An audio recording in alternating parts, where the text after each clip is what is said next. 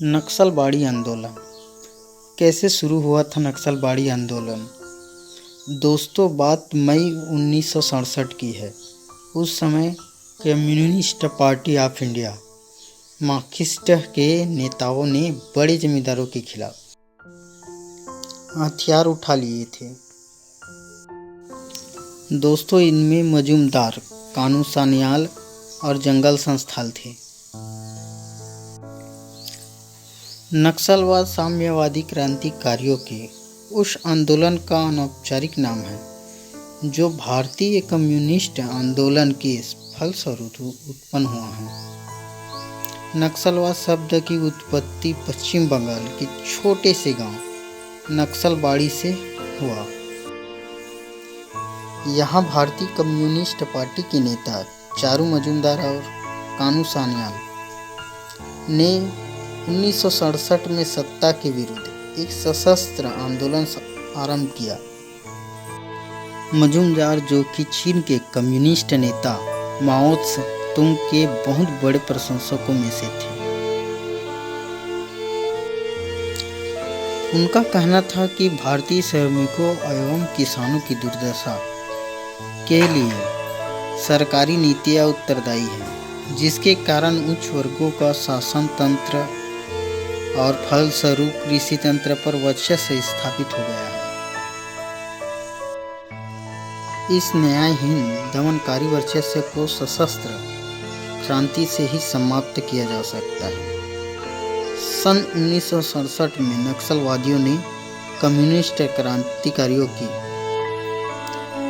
एक अखिल भारतीय समन्वय समिति बनाई। इन विद्रोहियों ने औपचारिक रूप से स्वयं को भारतीय कम्युनिस्ट पार्टी से अलग कर लिया और सरकार के विरुद्ध भूमिगत होकर सशस्त्र लड़ाई छेड़ दी। सन 1971 के आंतरिक विद्रोह, जिसके अगवा सत्यनारायण सिंह थे, मजूमदार के मृत्यु के बाद यह आंदोलन एक से अधिक शाखाओं में विभक्त होकर, शायद यह कह सकते हैं कि यह अपने लक्ष्य से या विचारधारा से भटक गया। फरवरी 2019 तक 11 राज्यों के 90 जिले वामपंथी उग्रवाद से प्रभावित हो गए।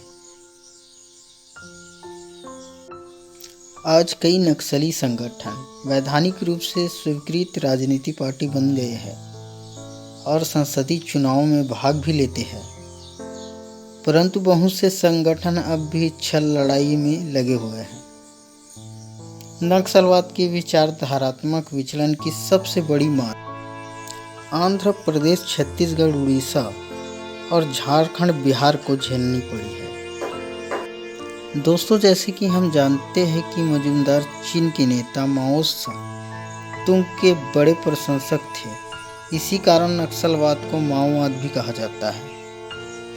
सन 1968 में कम्युनिस्ट पार्टी ऑफ मार्क्सिज्म एक लेनिनिज्म CPML का गठन किया, जिसका मुखिया दीपेंद्र भट्टाचार्य थे।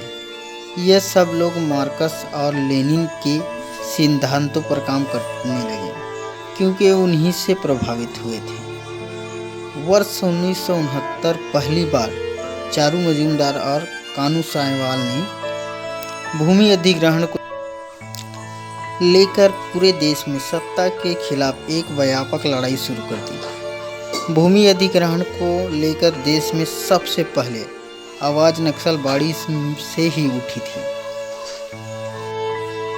आंदोलनकारी नेताओं का मानना था कि जमीन उसी को जो उस पर खेती करे।